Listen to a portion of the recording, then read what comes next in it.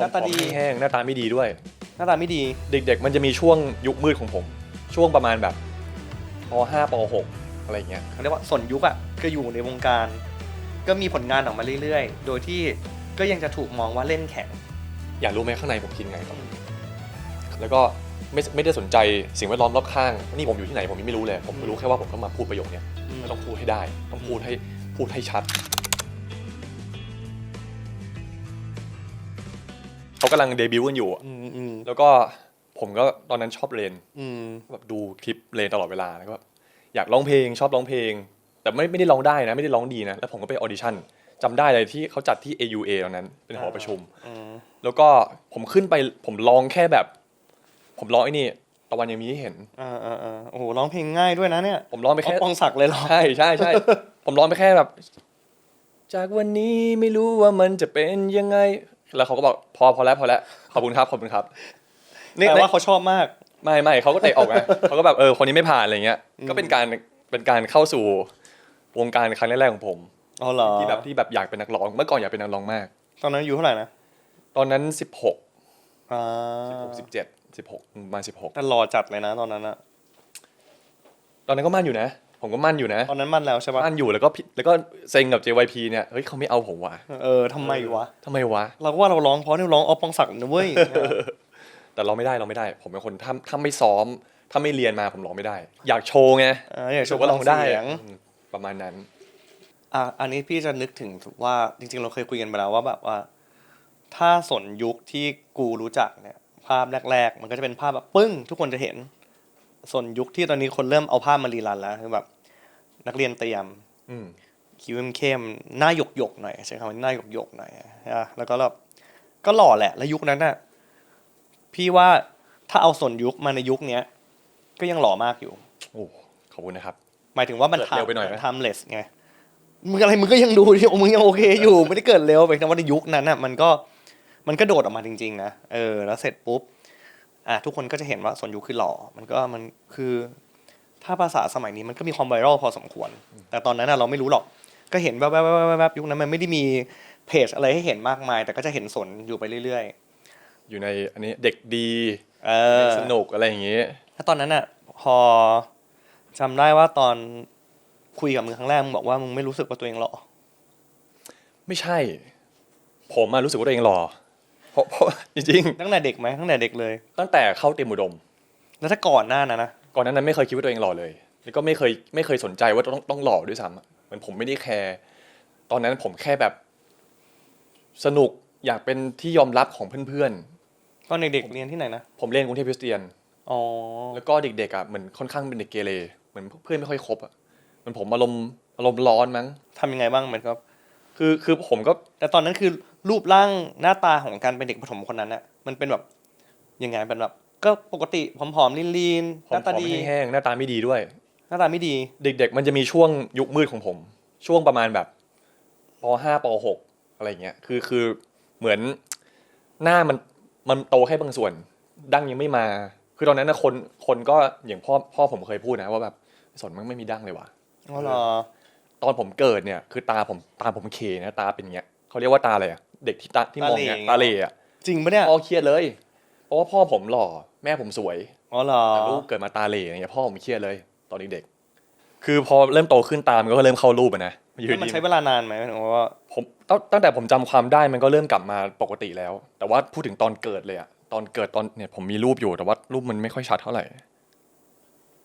เขาดูหน่อยอันนี้ก็เริ่มจะโอเคขึ้นแล้วแต่ว่าผมไม่ได้หล่อไม่มีดั้งด้วยแล้วก็เป็นเด็กที่ไม่ได้มีคนเอ็นดูเด็กๆผมจำได้ว่าผมไม่ได้แบบสิทธิพิเศษหรือว่าคนชมว่าน่ารักหรืออะไรขนาดนั้นนะแต่ว่าที่บ้านผมก็มีคือที่บ้านผมโตมากับลูกพี่ลูกน้อง5 คนโตมาไล่เลี่ยกันผมก็จะเป็นคนที่แก่สุดและผมก็เป็นคนที่เกเรที่สุดเป็นคนที่ชอบแกล้งน้องแกล้งรุนแรงด้วยนะแกล้งแบบตุยท้องแกล้งตบหัวคือแกล้งรุนแรงแกล้งแบบเป็นเด็กที่ใส่ไม่ดีช่วงจริงๆคือถ้าพ่อแม่เขาฟังอยู่เขาคงโกรธครับผมไม่รู้ว่าพ่อแม่เขารู้หรือเปล่านะอ๋อเหรอใช่แล้วคือหมายถึงว่าเราทำโดยที่พ่อแม่เขาไม่รู้อย่างเงี้ยก็เหมือนแบบทำเสร็จก็ต้องโอ๋น้องอย่างเงี้ยน้องเราจำได้อย่างเงี้ยจำได้ว่าผมทำแล้วก็แบบรู้สึกผิดจนทุกวันนี้เลยนะคือผมเพิ่งเมื่อไม่นานนี้ผมเพิ่งไปบอกน้องลูกพี่ที่โตมาด้วยกันนะขอโทษนะเด็กผ ผมขอโทษจริงๆว่าไม่รู้ทำไมเป็นเด็กอย่างนั้นอะไรเงี้ย แล้วเขาจำได้ปะเขาก็จำไม่ได้คือมันเด็กมากๆพี่มันเด็กแบบประถมต้นเนี่ยอ๋อมีมุมนั้นด้วยเหรอวะก็อยู่ในบ้านเพราะว่าเราเป็นพี่ใหญ่ไงทุกคนก็ต้องแบบยอมเราแล้วก็เราก็เกเรได้แต่ว่าอยู่นอกบ้านเนี่ยเหมือนไม่ค่อยมีคนคบไปโรงเรียนอย่างเงี้ยเพื่อนๆก็จะแบบไม่ค่อยอยากยุ่งเลยเนี่ยอืมจำได้เลยแล้วก็ครูก็ไม่ได้เอ็นดูผมเคยมีช็อตหนึ่งอ่ะเป็นช็อตที่เปลี่ยนชีวิตผมทำให้ผมแบบเริ่มเป็นเด็กดีขึ้นอ่ะไม่รู้เล่าได้เปล่าคือผมไปถ่ายเงินเด็กอืมแล้วก็ ตอนนั้นผมอยู่ป .4 อืมคือคำว่าถ่ายเงินของผมอะผมไม่คิดว่าผมถ่ายเงินอืมก็ขอมันให้อ่ะแบบขอเด็กป .2 ขอคือเพราะอยากแสดงพลังหรือว่าอยากได้เงินจริงเหมือนเด็กคนเนี้ยเขาชอบมีไอ้สมัยนั้นมีธรรมก๊อตดิจิมอนๆกำลังดังอืมแล้วก็เห็นแม่งมีเปลี่ยนใหม่เรื่อยๆอย่างเงี้ยเฮ้ยขอมันดิแต่คือผมอะในความขอของผมอะคือผมก็เป็นแนว aggressive เพราะแบบเหมือนถ้าไม่ขอกูจะบูลลี่มึงอะอะไรอย่างเงี้ยเด็กมันก็เลยได้พี่แล้วมันก็จำได้ว่ามันอะชอบเอาแบงค์พันมาให้ผมตั้งแต่เด็กเลยแบบตอนเช้าอย่างเงี้ยต้องแบบไปหลบไปซ่อนไปมุมตึกแล้วก็ไปเอาเงินมาให้ผมอะไรเงี้ยคือแบบตอน แบงค์พันเลยเหรอ เลววะดูเป็นคนเลววะเร็วเออก รุงเทพคริสเตียนนะที่ไปเตียน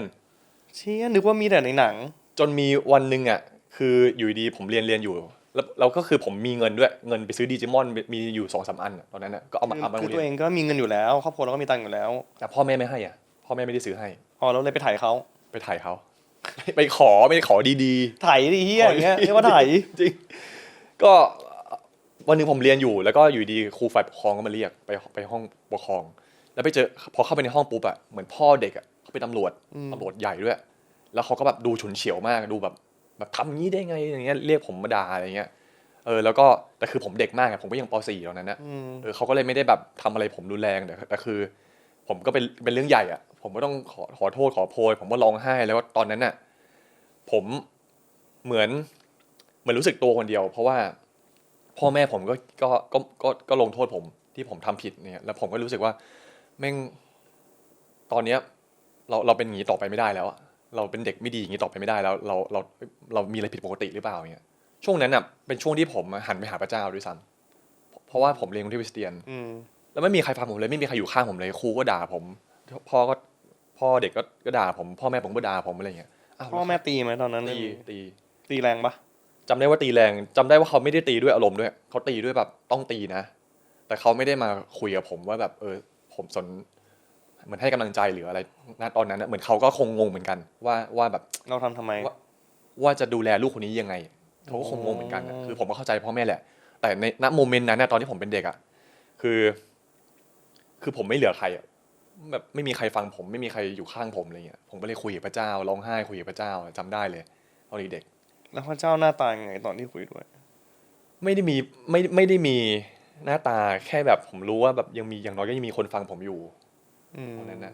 ตอนนี้ผมบอกก่อนนะว่าผมอะในบัตรประชาชนผมเป็นพุทธนะครับแล้วก็ผมก็นับถือพระเจ้าแล้วผมก็นับถือทุกศาสนาคือผมเปิดกว้าง อืมอย่างเงี้ยแต่แค่ตอนนั้นอ่ะเหมือนแบบผมอยู่กรุงเทพคริสเตียนด้วยแล้วก็ทางโรงเรียนก็คือ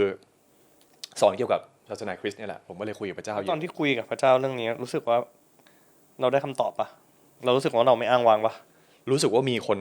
ซัพพอร์ตเราอยู่คนคอยอยู่ข้างหลังคอยปลอบเราอยู่อะไรเงี้ยเราไม่ได้อยู่ตัวคนเดียวเด็กป .4 คนนั้นป .4 คนนั้นแต่ก็เป็นโมเมนต์ที่ทำให้ผมอะเริ่มเห็นใจคนอื่นมากขึ้นอะเริ่มรู้สึกว่าเราไม่อยากแกล้งเพื่อนหรือทำร้ายใครอะไรเงี้ยนั่นเป็นจุดเปลี่ยนที่ทำให้ผมค่อยๆกลายเป็นคนเงียบลงสงบลงแต่ในความเงียบของผมอะก็คือแบบผมเริ่มไม่กล้าแสดงออกผมเริ่มเป็นคนไม่ค่อยมั่นใจในตัวเองละว่าแบบเดี๋ยวทำผิดอีกหรือเปล่าอะไรเงี้ยน่าเป็นจุดเริ่มต้นของความไม่มั่นใจในตัวเองของผมมันได้เรียนรู้แต่มันก็เด็กป .4 อะพี่มันไม่รู้ว่าจะไปทางไหนอะก็คือเป็นจุดที่ทำให้ผมเงียบลงแล้วก็เล่าวาร์ปมาเลยแล้วกันช่วงประมาณแบบตั้งแต่ป .5 จนถึงประมาณม .3 อะผมจะเป็นคนที่กลัวเพื่อนไม่ยอมรับมากจะเป็นคนที่ please เพื่อนเนี่ยอยากเป็นที่ยอมรับอะไรเงี้ย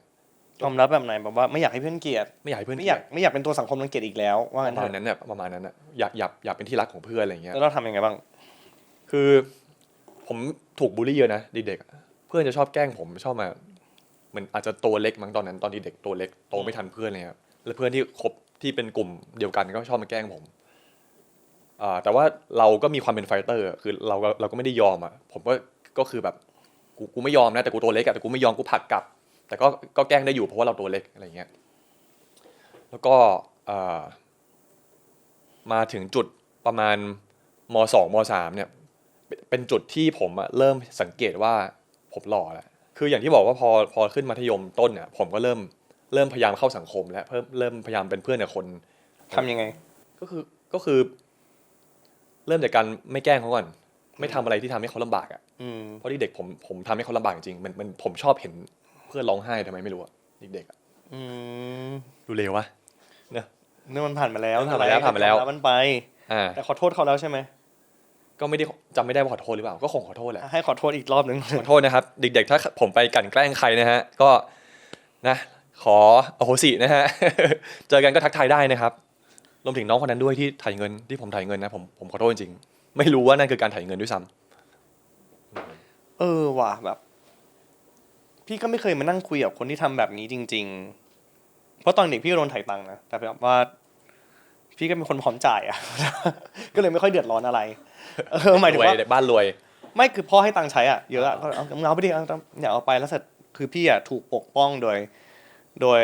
ลูกพี่ลูกน้องซึ่งดูเถื่อนมากคือสมมติพี่อยู่โรงเรียนนี้โรงเรียนก็อาจจะไม่ได้เถื่อนเท่าไหร่อะไรเงี้ยแต่ลูกพี่ลูกน้องพี่อยู่โรงเรียนข้างๆซึ่งเถื่อนมากจนชื่อเสียงกระจรกระจายมาถึงโรงเรียนนี้ต่อให้พี่จะไม่ได้แบบไปส่งสิงกับเขามากแต่ว่าเขาก็เหมือนแบบเอ้ยมึงอย่ายุ่งกับน้องกูนะอะไรอย่างเงี้ยเพราะฉะนั้นพี่ก็จะเป็นทรงแบบเปรี้ยวๆหน่อยก็เลยไม่โดนผมก็มีโมเมนต์นี้ที่แบบต้องหาพวกอะพอรู้สึกว่าแบบเราเริ่มถูกกลั่นแกล้งแล้วว่าผมก็ต้องไปคบกับเพื่อนที่แบบดูมีพลังหน่อยอะแต่มึงก็แกล้งเขามาก่อนไงเพราะฉะนั้นมึงก็ต้องเข้าใจเวลาคนมาแกล้งมึงก็ต้องเข้าใจความรู้สึกการถูกแกล้งแล้วดิก็เข้าใจแต่ว่าเราจะต้องเอาตัวรอดไงเราก็ถูกกลั่นแกล้งเราก็ถูกเพื่อนล้อเผื่อถูกกลั่นแกล้งแบบคือโรงเรียนชายล้วนพี่มันไม่ได้แกล้งกันแค่แบบมันทำลายร่างกายด้วยอย่างเงี้ยมันมีต่อยกันอะไรอย่างเงี้ยแล้วก็อย่างเหมือนของพี่เลยมันมีเพื่อนที่เป็นนักเลงแล้วก็มีพี่ชายที่เป็นนักเลงที่แบบโตแล้วอะไรเงี้ยก็มาคือผมต้องอยู่ในห้องเรียนต้องระวังตัวต้องแบบแม่งจะมาเมื่อไหร่วะแล้วโดนอะไรบ้างตอนนั้นก็คือมันเหมือนอยู่ในคุกนิดนึงไงความรู้สึกคุกชายอ่ะที่แบบต้องระวังตัวต้องหาพวกหาเพื่อนที่ต่อยเก่งแล้วเราเคยโดนยังตอนเด็กผมก็เคยเกือบโดนแล้วก็เอาตัวรอดมาก็คือทักษะตัวรอดคือก็ไปพยายามเข้ากับคนนั้นคนนี้พยายามเป็นเพื่อนกับคนที่มีอำนาจอ่ะประมาณนั้นน่ะเข้าแก๊งนิดนึงอ่ะแล้วพอแบบว่าพอเริ่มเข้าโหมดหล่อแล้วคือตอนนั้นน่ะถ้ายังไม่มีการพิสูจจากคนอื่นเนี่ยเราไม่ได้เห็นกระจกแล้วรู้สึกว่าเราหล่อใช่ไหมไม่ได้เห็นว่าตัวเองหล่อไม่เคยมองว่าตัวเองหล่อด้วยแล้วก็ไม่ได้สนใจด้วยว่าจะหล่อหรือเปล่าตอนนั้นผมไม่ได้ผมเป็นเด็กติดเกมเล่นกีฬาแล้วผมไม่ได้แคร์เรื่องผู้หญิงตอนนั้นอ่ะไม่ได้สนใจว่าจะมีใครมาชอบหรือเปล่าตอนที่เริ่มรู้สึกว่ามีคนมาชอบเราแล้วคือเพื่อนในโรงเรียนนี่แหละเขามาชอบเราแล้วเรารู้สึกไงบ้างก็รู้สึกพิเศษนะรู้สึกถึงแม้ว่าเขาจะไม่ใช่ผู้หญิงแต่ผมก็รู้สึกพิเศษรู้สึกว่าเฮ้ยเรามีเสน่ห์อะไรอย่างเงี้ยแล้วก็มีโมเมนต์ไปแกล้งเขาด้วยแกล้งแบบเหมือนไปหยอกล้ออะไรอย่างเงี้ยก็เริ่มรู้สึกว่าตัวเองเราก็หน้าตาดีเหมือนกันเงี้ยเรื่องตอนเราสูงขึ้นแล้วเราเล่นกีฬาตลอดเลยป่ะเพราะงั้นหุ่นเราก็จะแบบผมเพิ่งสูงขึ้นตอนประมาณม.2คือตอนแรกผมไม่ได้มีแววสูงนะเป็นเด็กที่โตช้าแต่ว่าม.2 ม.3ผมยืดปีละ10 เซนอันนี้คือจากอะไรจากกินนมหรือว่ากินนมด้วยแล้วก็ออกกำลังกายด้วยแล้วคือกรรมพันธุ์ผมจริงๆพ่อผมว่าสูง179ก็ไม่ใช่คนเตี้ยแล้วก็ตอนนั้นผมจำได้เลยว่าช่วงประมาณม.1ผมเริ่มวิดพื้นซิทอัพอันนี้ใครบอกให้ทำเองเพราะว่ามันมีเพื่อนบูลลี่ผมมีเพื่อนที่ตัวใหญ่แล้วมันผลักมาอะไรเงี้ยผมก็รู้สึกว่าตัวเองอ่อนแอก็เลยแบบเริ่มเรารู้ได้ว่าการวิดพื้นมันจะทำให้เราแบบใช่เพราะว่าตอนผมจำได้ว่าผมมาปรึกษาเพื่อนที่ดูแข็งแรงหน่อยเฮ้ยทำไงวะแบบทำไมถึงมีกล้ามอะไรแล้วเพราะว่าสังเกตว่าพอเขามีกล้ามปุ๊บเพื่อนๆก็ไม่มีใครกล้าไปรังแกเขาเราก็เลยแบบเหมือนในหนังเลยเหมือนอยู่ในคุกอ่ะเริ่มวิดพื้นเริ่มซิทอัพด้วยตัวเองแล้วเราก็เริ่มมีกล้ามแล้วพอถึงจุดที่แบบเพื่อนก็ไม่ค่อยคือมันบูลลี่มันต่อยมาเราก็ต่อยกลับอย่างเงี้ยต่อยแบบเราก็ต่อยเขาเลยอย่างเงี้ยหรอก็ต่อยเลยเราก็รู้สึกว่าเราแข็งแรงแล้วอย่างเงี้ยพอถึงจุดที่เรากล้าทำอะไรกับ กล้าสวนกลับเพื่อนก็เลิก อ๋อเราเคยสวนแล้วเราเคยลุกขึ้นสู้ก็มีเพื่อนก็เลิกบูลลี่เราเพื่อนบางกลุ่ม แต่มันก็ยังมีกลุ่มที่แบบนักเลงไปเลยอะไรเงี้ยอันธพาลไปเลยอันนั้นผมก็ต้องหาพวกกลัวโดนกระทืบไปโรงเรียนมันดูเถื่อนจังวะพี่เรียนชายล้วนปะใช่ผมว่าชายล้วนมันเถื่อนมากเลยนะความรู้สึกของผมแล้วมันเป็นเด็กด้วยมันไม่รู้จักถูกผิดอยู่แล้วอะเพื่อนผมที่เรียนมาด้วยกันก็มีบางคนที่แบบไม่อยู่แล้วก็มีนะที่แบบไปอีกทางหนึ่งเลยอะไรเงี้ยเหมือนเป็นนักเลงแล้วก็โดนแทงโดนอะไรเงี้ยมันก็มีบ้าง พี่เป็นโรงเรียนที่ดีขนาดนั้นนะมันก็อืมน่าดิก็งงเหมือนกันว่าเซอร์ไพรส์เหมือนกันคือพอจะสัมผัสได้บ้าง แต่ไม่คิดว่ามันจะรุนแรงขนาดนี้ผมว่ามันแอบรุนแรงนะชายล้วนถ้าแบบ ถ้าไม่แกร่งอ่ะมันอยู่รอดมันโดนบูลลี่คือนะภาพชายล้วนของพี่ตอนนี้มันเหมือนดูแบบซีรีส์เลิฟซิกอ่ะก็ได้ถือว่ามันก็แบบน่ารักมีกิจกรรมมันดูไม่ได้เถื่อนขนาดนั้นดูไม่ต้องเอาตัวรอดเยอะขนาดนั้นอ่ะโอเคพี่อาจจะไม่ได้สัมผัสอะไรตรงนั้นเลยอะไรเงี้ยว่ะมันเถื่อนเด็กๆผมต้องไปโรงเรียนต้องหาพวกอ่ะจะมีปัญหาเดี๋ยวแล้วคือเด็กมันก็ไม่มีเหตุผลอยู่แล้ว มันอยากแกล้งมันก็แกล้งมันอยากต่อยมันก็ต่อยอ๋อโอเคแสดงว่ามึงก็คืออยู่ในจุดที่เข้าใจละเพราะฉะนั้นการฝึกร่างกายตัวเองของมึงเนี่ยมันเป็นตั้งแต่ตอนที่รู้สึกว่าโดนแกล้งแล้วตัวเล็กก็เลยสู้ก็เลยกลายเป็นเด็กมัธยมที่มีกล้ามใช่คือตอนที่เห็นมันมีภาพถ้าพูดถึงภาพที่หลุดออกมาตอนนั้นก่อนจะเข้าวงการพี่ไม่รู้มันเป็นหลุดตอนไหนแต่เรานึกภาพเนื้อภาพนี้พี่ว่าคนในโซเชียลหลายคนถ้ายุคนั้นคงจะได้เห็นน่ะที่ใส่กางเกงในตัวเดียวใส่กางเกงในตัวเดียวแล้วก็เห็นขนน้อยๆอะไรอย่างเงี้ยครับซึ่งตอนนั้นสำหรับพี่ก็ตกใจนะในมุมของคนที่อยู่ในเจเนอเรชันนั้นแล้วก็เฮ้ยทำไมรูปแบบนี้มันถึงหลุดออกมาอะไรเงี้ยแต่ที่เซอร์ไพรส์คือเฮ้ยทำไมไอ้นี่มันหน้าดีแล้วมันหุ่นดีจังวะในขณะที่เราก็เป็นเด็กมัธยมที่พี่ก็เล่นบาสอะไรเงี้ยแต่พี่ไม่ได้มีแบบคือการจะมีกล้ามแบบนั้นอ่ะมันต้องตั้งใจทำอ่ะแล้วพี่รู้สึกอินสปิเรชันของการจะมีกล้ามตั้งแต่เด็กเนี่ยคิดยังไงวะเพราะว่าเราเห็นคนที่มันเดินมาแบบคือนักกีฬาเลยกับนักกล้ามที่เกิดจากการเล่นกีฬากับกล้ามที่ตั้งใจให้มันเกิดขึ้นอ่ะมันจะดูต่างกันนิดนึงแต่นี่ว่าเฮ้ยทำไมหุ่นแม่งแบบมันดีขนาดแบ็คกราวด์คือลุกขึ้นสู้คือมันรู้สึกว่าพอเรามีกล้ามแล้วคนเริ่ม respect เราเพื่อนๆเริ่มแบบมัน respect เราก็เลยรู้สึกว่าการสร้างกล้ามมันสนุกก็เลยเป็นในวันนั้นเลยตั้งแต่วันนั้นซึ่งทุกวันนี้ผมก็รู้สึกเหมือนกันนะเวลาผมอยู่ในวงการหรือว่าอยู่ข้างนอกวงการเหมือนกันเนี่ยคือเราหุ่นดีคนก็ respect เรามันเป็นตั้งแต่เด็กแล้วตอนที่แบบอยู่ที่คริสเตียนนะถ้าไม่นับเรื่องการเอาตัวรอดกับความเถื่อนอะไรเงี้ยเรามีคนมาชอบปะถ้าไม่ใช่แบบว่าน้องที่เขาหวานๆกันหมายถึงว่าแบบผู้หญิงใช่ไหมผู้ชายปกติดูในโรงเรียนอ่ะผู้ชายแบบเป็นเพื่อนแล้วแบบคือฟิลซีรีส์วายอย่างเงี้ยนึกออกปะแต่ยุคนั้นมันไม่รู้เรื่องไงมีไหมลองนึกย้อนดิคือผมออกจากคริสเตียนตอนม.3 ผมไปเรียนเตรียมม.4 ตอนนั้นเหมือนมันเด็กเกินไปอ่ะยังคนก็ยังไม่ได้มาสนใจเรื่องการมีแฟนขนาดนั้นมันก็เริ่มมีบ้างแต่มันไม่ได้เยอะ ถามว่าแบบแมนมาชอบเลย ผมจำไม่ได้ว่ามีแบบมีแต่หวานๆมาชอบตอนนั้นเราอึดอัดปะก็ไม่อึดอัดก็ไม่ คือเราเป็นคนไม่รู้สึกรังเกียจอยู่แล้วแต่ไหนแต่ไรไม่ได้รังเกียจแต่ผมชอบแกล้งเขานะคือแกล้งแบบแกล้งเล่นๆอ่ะแกล้งแย่อะไรแกล้งแบบสมัยก่อนเล่นๆอะไรอย่างเงี้ยก็คือเฟิร์สให้เขารู้แหละว่าชอบก็แกล้งหน่อยอะไรเงี้ยโยนกระดาษใส่อะไรเงี้ยจะทำให้เขาฟินนิดนึงประมาณนั้นแล้วก็เข้าเตรียมครับแปลว่าการเข้าเตรียมเนี่ยก็คือตั้งใจสอบเขาคือคนเรียนเก่งอยู่แล้วปะตั้งใจเรียนอยู่แล้วเป็นเด็กเนิร์ดอยู่แล้วอันนี้ไอ้การเป็นเด็กเนิร์ดเนี่ยคือพ่อแม่อยากให้เป็นหรือเราเป็นด้วยตัวเองคือมันอาจจะเป็นเพราะว่าบ้านผมลุงป้าน้าอาทุกคนก็คือแบบจบจุฬาธรรมศาสตร์หมดเลยพ่อผมก็จุฬาแล้วมันก็เหมือนเป็นความคาดหวังนิดนึงว่าเราจะต้องแบบเรียนให้ดีเราต้องไปอยู่จุฬาให้ได้เราต้องเรียนสูงอ่ะเขาพูดไหมเวลาเจอกันแบบเอ้ยจะเข้าที่ไหนเอ้ยเรียนเป็นยังไงเกรดเฉลี่ยเป็นไงเขาพูดกันไหมเป็นเรื่องปกติปะหรือว่าเราไม่ต้องพูดคือเขาไม่ได้พูดแต่ทุกคนคือเรียนดีหมดเลยเหมือนบ้านผมเป็นบ้านคนจีนแล้วทุกคนก็ให้ค่ากับการเรียนหนังสือมากๆมันคือผมครอบครัวใหญ่แล้วทุกคนก็ดูตั้งใจเรียนนะผมก็เลย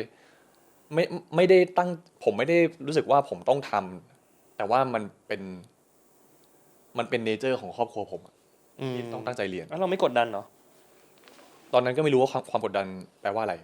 แค่รู้ว่าแบบนี่ this is the way ก็เลยเดินตามเวนั้นมาผมเด็กๆผมไม่คิดถึงคนอื่นนะคิดถึงแต่ตัวเองซึ่งอันนี้มันเป็นเพราะว่าแบบมันไม่มีใครบอกเราป่ะหรือว่ามันเป็นนอร์มที่พ่อแม่อาจจะไม่ได้มาบอกเราว่าเฮ้ยการคิดถึงคนอื่นมันเป็นงี้ป่ะคือเด็ก พอผมแกล้งน้องผมก็โดนตีแต่ผมไม่ได้แบบไปนั่งคุยกับพ่อแม่ว่า ไม่ควรทำเพราะอะไรอะไรเงี้ยแค่รู้ว่าโดนทำโทษ อืม อืมเหมือนเขาเลี้ยงด้วยไม้อ่ะ ผมถูกเลี้ยงด้วยไม้ อืม แล้ว ก็ ก็ เจ็บจนชินเลยดิ ก็เจ็บจนชินก็เลยเลิกทำไงก็เลยเลิกแกล้งคน แต่ว่าไม่ได้รู้เหตุผลจริงๆว่าทำไมเราทำให้เขารู้สึกเจ็บยังไงแบบหรือลำบากยังไงอะไรเงี้ยมันแค่แบบอย่าทำเพราะกูจะได้ไม่เจ็บมันมันไม่ใช่ว่าอย่าทำคนอื่นจะได้ไม่ลำบากอะ อืม อย่าทำเราจะได้ไม่เจ็บมันเป็นอย่างนั้นนะผมโตมาอย่างนั้นนะเข้าใจยัง เข้าใจแล้ว เริ่มเห็นภาพแปลว่าโดนตีบ่อยโคตร โดนตีบ่อยมาก ๆโดนตีด้วยอะไรอะ เข็มขัดบ้าง ไม้มะยมบ้าง ทำไมไม่ยมนี่เจ็บสุดๆเลยนะ เลือดซิปถ้าโดนตีก็ตีตรงขา ผมขาลายประจำเด็กๆอะแล้วก็ก้นช้ำประจำอะไรอย่างเงี้ยเหมือนที่คริดเตียนเขาตีเขาเลี้ยงเด็กด้วยไม้ ทุกคนก็โดนหมดอะ หมายถึงอาจารย์ก็ตี อาจารย์ก็ตีเด็ก ตีแบบรุนแรงอะตีแบบตีให้จำอะเพราะว่าห้ามทำอย่างผมจำได้เลย ผมแค่ลืมใส่เข็มขัดไปโรงเรียนอะผมโดนตีก้นช้ำเลย คือเขาเลี้ยงเด็กด้วยไม้จริงๆ ได้เหรอวะ ก็มันก็ได้ในเวของเขาอะในเวสมัยก่อน สมัยนี้อาจจะไม่ได้นะ โอ้โหถ้าตีกูค้นช้ำกูหักไม้สู้เลยอะ คือทุกคนโดนหมดพี่มันโดนเป็นเรื่องธรรมดา อืม ว่ะ อันธพาลก็มีนะบางคนที่แบบเป็นนักเรียนก็ต่อยกับครูเลยอย่างเงี้ยก็โดนไล่ออกไปเลย มันก็มี รุนแรงเหมือนกัน รุนแรงสมัยก่อนนะนี่สมัยนี้คงไม่เป็นแล้วแหละผมว่าเด็กสมัยนี้ก็น่าจะ พี่ รู้ ว่า จัก สมัยนี้ ชอบช่วยดี มากกว่านี้ เดี๋ยวนี้มันมีโซเชียลมากขึ้นข้อดีของมันก็คือแบบทุกคนมันเข้าถึงการกระทำเหล่านี้มากขึ้น สมมติว่าถ้าถูกกระทำแบบนี้มันก็ต้องมีการแบบโพสต์แฉอะไรขึ้นมาอะไรเงี้ยมันก็พี่ว่ามันก็ดีในมุมหนึ่งอะไรเงี้ยแต่ว่าก็ยังพอได้ข่าวมาบ้างนะว่าแบบว่ามันก็มีการแบบ บูลลี่รุนแร บู ง ลลี่ต่อยตีอะไรเงี้ยเดี๋ยวนี้มันน่าจะเป็นแบบความโหดกว่านั้นคือมันสามารถไซเบอร์บูลลี่ได้ด้วยพี่ว่ามันก็น่ากลัวอีก มันก็น่ากลัว ป ค ก นละ ติ แบบ มันจะบูลลี่กันแค่ในโรงเรียนอันนี้มันสามารถทำให้มันเกิดข้างนอกได้อะไรเงี้ยเด็กสมัยนี้ก็ไม่ได้ง่ายหรอกแต่หนูว่าเขาก็เข้าใจแบ็คกราวด์อะว่าแบบอย่างนั้นอะ เถื่อนหน่อยนิดนึง ไม่เถื่อนหรอก มันจะเรียกว่าอะไร มันใช้คำว่าเถื่อนก็ไม่ได้อะเจ็บปวดดีกว่า อย่างเล่าเพิ่มนิดนึงคือตอนคริดเตียนเนี่ยมันพี่รู้จักจตุรมิตรปะ อืม 4 โรงเรียนอัสสัมคริดเตียนสวนกุหลาบเทพศิรินทร์คือเมื่อก่อนมันตีกันหนักมากพี่ แล้วเวลาผมตอนนั้นอะผมไม่ได้แค่ต้องระวังตัวในโรงเรียน คือเวลาผมไปสยามไปเรียนหนังสือไปเรียนพิเศษเนี่ยผมก็ต้องเปลี่ยนเสื้อเลยนะเพราะกลัวโดนตีเพราะว่าสมัยนั้นก็โหดอะมันใช้มันตีกันรุนแรงอะมันตีกัน แต่พี่ก็ทันยุคนั้นเวลาไปไหนก็จะโดนขโมยพระเกี้ยว อ่า คือพี่อยู่บดินทร์2มันก็มีพระเกี้ยวใช่ป่ะ จะโดนขโมยพระเกี้ยว พี่ผมเอาไปเลย มึงอยากได้มึงเอาไปเลยเดี๋ยวกูซื้อใหม่เดี๋ยวกูซื้อ2 อันเลยฮะมันจะแย่งอะไรกันวะแต่มันเหมือนมันเป็นศึกศักดิ์ศรีเหมือนแบบเขาเนี่ยมันพูดถึงรูปนั้น จริงๆเคยถามมึงไปแล้วแหละรูปนั้นตอนนั้นน่ะรูปนั้นน่ะที่เห็นนั้นน่ะมันเกิดจากอะไร คือมีจะเรียกเขาว่าอะไรดีอะเหมือนเป็นคนที่พาเด็กแมวมองพาเด็กเข้าวงการบันเทิงอะไรเงี้ยเขาก็พาผมไปถ่ายหนังสือนะไปถ่ายจำได้ว่ารูปนั้นน่ะมันหลุดจากออฟฟิศ17หนังสือ17ผมไปถ่าย17อยู่แล้วเขาบอกเฮ้ยเดี๋ยวจะมีออดิชั่นเควินคายนะเนี่ยมันอาจจะต้องแบบโชว์นิดนึงอะไรอย่างเงี้ยงั้นพี่ขอถ่ายได้ไหมก็แค่เข้าไปแล้วเขาก็พาไปถ่ายในห้องน้ำอะไรอย่างเงี้ยซึ่งดึงลงต่ำหน่อยคือผมเด็กๆไงผมไม่ได้คิดมากผมไม่ได้คิดว่าเห็นเขาเป็น ก็เห็นไม่ดี เขาเป็นผู้ชายผู้หญิง ก็เป็นเพศ ก็เป็นเกย์ เป็นเกย์ บรรยากาศคือเฮ้ยไปแคสเดินแบบกางเกงในถ่ายแล้วเอากล้องมาถ่ายเงี้ยแล้วก็ดึงลงให้เห็นให้พยายามเห็นเยอะที่สุดเนี่ยหรอ คือเขาก็ไม่ได้มาจับผมนะเขาบอกสนดึงลงอีกนิดนึงอะไรอย่างเงี้ย แล้วเสร็จโอเคตอนนั้นไม่ได้คิดอะไรแล้วมีไหมไองานเควินคายนั้นอ่ะ ไม่มี อ่ะ แต่ว่าเขาก็พาผมไปถ่ายคือจำได้ว่าเขาอะชอบพาไปออกงาน ซึ่งเป็นงานที่เป็นงานจริงๆแต่ผมไม่เคยได้เงินเลยเหมือนงานฟรีหมดเลยอะช่วงนั้นนะ แล้วทำไมมึงถึงยังต้องรู้สึกว่าแบบเฮ้ยพี่อย่าไปทักเขานะด้วยอ่ะ คือผมไม่อยากแบบต่อความยาวสาวความยืดแล้วก็เรื่องมันจบแล้วอะผมก็เคลียร์เขาว่าพี่ผมไม่โอเคนะคือตอนที่ผมมาเข้าวงการบันเทิงตอนแรกอะผมเหมือนเราเพิ่งรู้ว่าแบบอย่างนี้แม่งทำลายอนาคตเราอะผมก็โทรไปเคลียร์เขาพี่ผมไม่โอเคนะอะไรเงี้ย ก็คิดดูว่า พี่แล้ว เอางี้ขนาดกูเห็นนะกูยังตกใจเลยแล้วตอนนั้นกูก็ยังเด็กอยู่แล้วมึงอ่ะในสภาพที่แบบเจออย่างนั้นอ่ะในมุมของพี่อ่ะแล้วมันสเปรดไปทั่วเลย คือในยุคนั้นต่อให้มันไม่มีอินสตาแกรมอย่างเงี้ย แต่รูปเนี้ยหลุดไปทั่วเลยอะซึ่งมันสร้างบาดแผลอยู่แล้วอะถูกปะในตอนนั้นรู้สึกยังไง คือผมไม่ได้รู้สึกอะไรขนาดนั้นอะแค่รู้สึกว่าถ้ามันจะมาขัดงานในวงการผมอะผมไม่โอเคแค่นั้นเองผมไม่ได้อายด้วย แล้วก็เหมือนเป็นคนมั่นอยู่แล้วอะมั่นในร่างกายตัวเองอะอยู่แล้วอะ คิดว่าก็ออกมาดูดี เห็นก็เห็นไปดิอะไรอย่างเงี้ย อืม ไม่ได้รู้สึกแย่หรืออะไรอะไม่ได้ดาวอะไรแต่แค่แบบรู้สึกโกรธที่ว่าแม่งตอนนั้นแม่งไม่คิดอะไรอย่างเงี้ย ก็คือสิ่งที่เขาทำมันไม่ถูกเราต้องยอมรับว่าเขาทำไม่ถูกที่ ผมก็ไม่รู้ว่าเขาเอาไปออฟเฟอร์งานจริงๆหรือเปล่าด้วยซ้ำอาจจะถ้าคิดในแง่ดีก็อาจจะออฟเฟอร์งานจริงๆแต่ว่าไม่ผ่านหรือเปล่า ออฟเฟอร์งานจริงแล้วรูปมันจะหลุดไปที่อื่นได้ไงแล้ว ก็น่าดิก็น่าดิ เข้าใจใช่ปะ อืม แล้วมีไหม่ล่างานเควินไคายตอนนั้นน่ะ ก็ไม่มี ก็แค่นั้นแหละอย่างเรื่องในเรื่องชายนี่คอนเซนต์ไหมล่ะถูกปะมันก็เต็มที่แต่ถามว่าติดใจไหมมันไม่ติดใจไม่ได้เป็นปมในชีวิตเพราะมันคุยกันหมด แต่อันนั้นน่ะมันไม่ได้คุยแล้วเด็กมัธยมคนหนึ่งที่กำลังจะเข้าสู่วงการบันเทิงโดนแบบนั้นพี่ว่ามันไม่แฟร์ ผมจำได้ผมถามเขาว่าพี่ไม่ห่วงอนาคตผมเลยเหรออะไรเงี้ยเขาบอกก็เขาไม่รู้ว่าสนจะดัง ไม่รู้ว่าสนจะเข้าวงการบันเทิงเป็นพระเอกอะไรเงี้ยเขาตอบแค่นั้นแหละแล้วผมก็บอกผมไม่อยากยุ่งกับพี่ละ อยากจะคันมากอยากจะทำอะไรไปซื้ออย่ามาใช้วิธีการหลอกเรื่องหน้าที่การงานแล้วมาหลอกเด็กอะเด็กอะมันเด็กเว้ยความรู้มันน้อยนึกออกปะความต้องการอยากจะเข้าไปตรงนั้นมันเยอะแล้วมึงเป็นผู้ใหญ่อะมึงคนเด็กมันก็เชื่อ เชื่อป่ะเด็กในวงการยุคนั้นอะหลายคนอะคือตอนพี่ออกจากวงการก่อนพี่ออกเร็วมากพี่รู้สึกคือไม่ได้เรื่องเนี้ยมันไม่มีผลกับพี่มากเพราะพี่สู้อยู่แล้วพี่แม่งรู้ขึ้นสู้ตลอดเวลาอะไรเงี้ยก็จะถูกเกลียดเยอะนิดนึง แต่ว่าพอออกมาปุ๊บอะมันก็จะมีหลายคนที่เดินมาบอกเฮ้ยช่วยหน่อยอะคือตอนพี่เริ่มทำที่เจอกันตอนนั้นคือพี่ทำธุรกิจออร์แกไนเซอร์นะก็จ้างมึงมาเนี่ยมันก็มีคนมาบอกเฮ้ยพี่ช่วยหน่อยผมโดนคนนี้ผมโดนคนนั้นเนี่ยพี่เคยไปช่วยหลายคนเหมือนกันนะแต่สุดท้ายแล้วว่ามันเหมือนแบบมันเป็นปมในใจคนนะหลายๆคนนะที่พี่พูดไล่ชื่อออกมา ทุกคนแม่งคงตกใจอะ พี่พูดแล้วผมขึ้นเลยเนี่ย มึงนึกดีๆดิมันใช่ไหมอะแล้วแบบทำลงได้ยังไงอืม เรื่องอื่นเถอะ มันไหม มัน เบรกก่อนแป๊บนึง ครับ โกรธอยู่ ไม่เหมือนขนาดเหมือนฟังหนูยังไม่ต้องพักโกรธใจแบบเต้นแบบนั้น โกรธ ผมโกรธอยู่หลายปีนะ ไม่ได้ฟังเลยอะเดี๋ยวนะ โกรธแต่ก็รู้สึกช่างแม่งเถอะ ถึงอยากให้ยอมรับไง โกรธก็คือโกรธคือเข้าใจแหละสมัยก่อนอะเพราะเราไม่อยากเอาเรื่องเขา และทุกคนแม่งคิดแบบนี้ โกรธไปเลย แล้วไม่ต้องบอกว่า20 ปีแล้ว ไม่เป็นไร มึงทำบาปก็คือบาปเฮียรู้สึกก็คือรู้สึกอะไรเงี้ยช่วงนั้นสมมติเราข้ามเรื่องนั้นมาแป๊บหนึ่ง ครับ เราก็รับมือมันได้ในฐานะเด็กคนหนึ่งเนาะที่จะรับมือมัน แล้วหลังจากนั้น แปลว่าตอนนั้นเรารู้ตัวแล้วแหละพอเขาเตรียมอะว่าเราหล่อ โอ้ตอนเตรียมเนี่ยคือโรงเรียนแตกอะคือผมเข้าตั้งแต่ไปรับน้องวันแรกอะคือเหมือนเราเป็นเหมือนสิ่งพิเศษเหมือนเป็นแพนด้าทุกคนไม่งต้องเดินผ่านห้องเรียนผมเพื่อที่จะดูจะเห็นผมอะ อาจจะเย็นเริ่มติดแล้วพอนึกภาพย้อนมันเริ่มติดฉันมันตกใจใช่ไหม มันตกใจคือมันเขาจะช็อกมากว่าหุยทำไมคนสนใจเราขนาดนี้วะ แต่ตอนนั้นก็รู้สึกดีนะรู้สึกดีไม่ดีเหมือนกันนะจำได้ว่าเนี่ยตลกมากผมไปอัดรูปเป็นภาพแบบภาพติดบัตรของตัวเองอะ รูปนักเรียน ปึ้งเลยรูปนักเรียนแล้วก็แจกคนผมสนยุคนะครับสนยุคนะ จ ค ริ รับ งเหรอ เหมือนไปหาเสียงไงไม่รู้อะไม่รู้ แล้วทำไม ทำเพื่ออะไร ถึง ก็ ทำ ไม่รู้ตอนนั้นอะแบบคือจะที่ทำอะเพราะว่ามีคนมาขอรูป อ่า มีคนมาเฮ้ยสนมีรูปไหมาอยากได้จังเลยไงก็เลยอัดเป็นปึ้งเลยแล้วก็ใครมาขอก็แจก แต่ต้องบอกว่าน้องๆหลายคนอาจจะไม่เข้าใจในยุคของเราอ่ะการถ่ายรูปนักเรียนอ่ะมันก็จะมีแบบสมมติเราอัดแบบโหลนึงซึ่งเราใช้2รูป